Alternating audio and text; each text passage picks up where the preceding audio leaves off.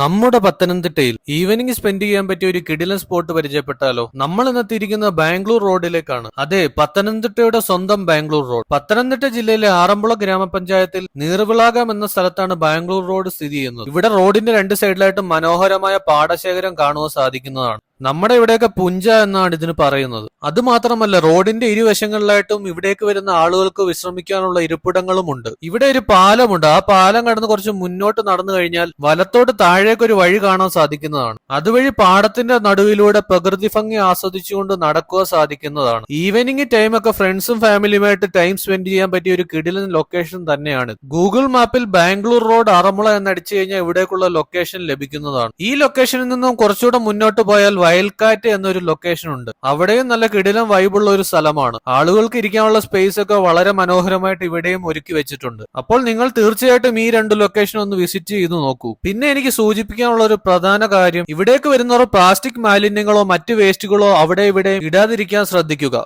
Keep nature clean. അപ്പോൾ വീണ്ടും മറ്റൊരു വീഡിയോയുമായി കാണുന്നവരെയും ബൈ ഫ്രം ഗോകുൽ.